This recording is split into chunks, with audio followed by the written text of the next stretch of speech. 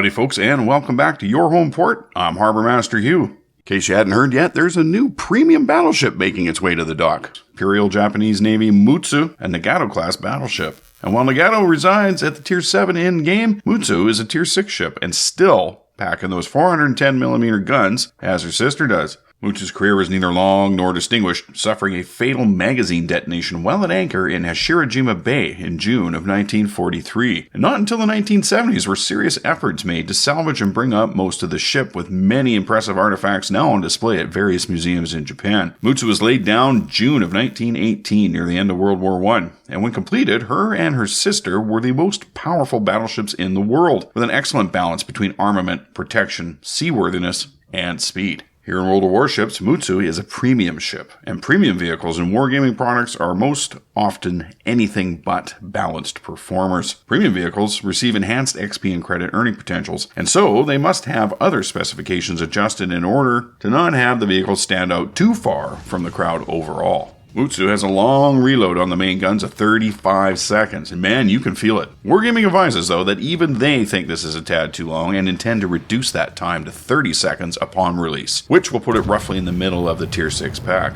As well, currently, turret rotation speed is abysmally long at almost 5 seconds to rotate them 180 degrees at 3.3 degrees per second. But this, too, will be improved upon Mutsu's release to 3.8 degrees per second, or to state it another way, just over 47 seconds to rotate the turrets 180 degrees, which is quite fast indeed amongst Tier 6 battleships, and an increase that you can really feel. So thank you, Wargaming. Mutsu is really all about the guns. A long firing range at 20.4 kilometers, average dispersion figure of a Tier 6 battleships at 231 meters, and the very biggest shells fired at 410 millimeters. These monster shells pack a punch as well, with maximum damage figures for AP shells 12,400 hit points and HE shells at 6,500 hit points. As well, the HE shells have an average chance to cause fires of 30%. That's not too bad. Mutsu's secondary armament has an average range of 4 kilometers, and the HE ammo of the 4 dual mount 127mm, they've got 2100 hit point max damage, which is on par with their contemporaries, but our AP shells of the 140mm single mounts has 2700 hit points of maximum potential damage, which is on the high end of her Tier 6 brethren, and she has 20 of these guns. Now, Mutsu's armor profile is generally inferior to her contemporaries, which isn't to say that it's bad, it's just outclassed by many. You will generally struggle not to be penetrated when on the receiving end of fire, but you can choose to disengage with your higher than average top speed of 26.5 knots. Mutsu is a large ship, and her detectability ranges reflect that, where she can be detected at sea out to 16.4 kilometers away. And after she fires her main guns, oh my, this goes up to 28.7 kilometers. My god, you can see her guns firing from almost anywhere on the map. If that doesn't bring all the carrier aircraft running, I don't know what will. Detectability by air is equally dismal at 13.3 kilometers. Speaking of which,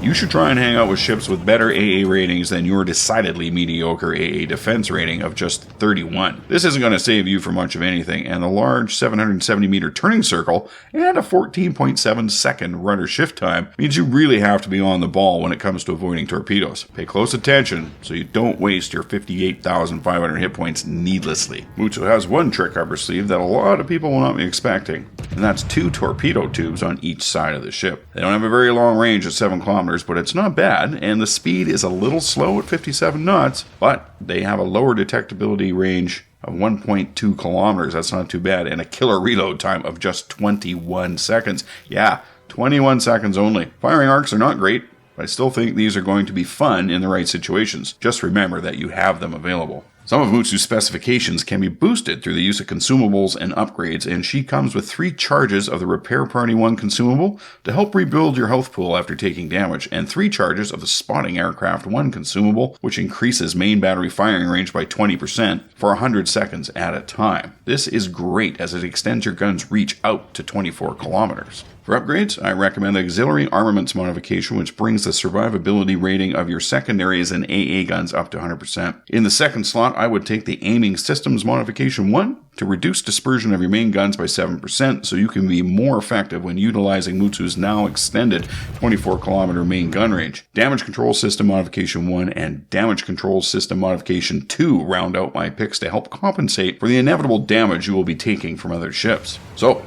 why would you spend your hard-earned local currency on this premium ship? Well, it is a cool historical ship. It does have solid specifications, even if they are outclassed by many ships she will face. It has very large, very long range, and reasonably accurate main guns that can do good damage to your opponents. And of course, the enhanced credit and XP earning ratios, always nice. How should you play this ship?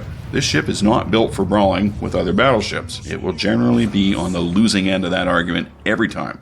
So stand back from the main dust-ups and pour supporting fire in from a distance. In my limited testing thus far, I've had my most effective games by playing this way, and with these long-range guns, you can cover 2 adjacent cap zones when needed, and your higher-than-average speed can allow you to dictate the range of engagements to a large extent. If you do end up in a close-quarters fight, don't forget about your torpedoes. They may save your bacon in a pinch, since your opponent will most likely not be thinking that you've got them.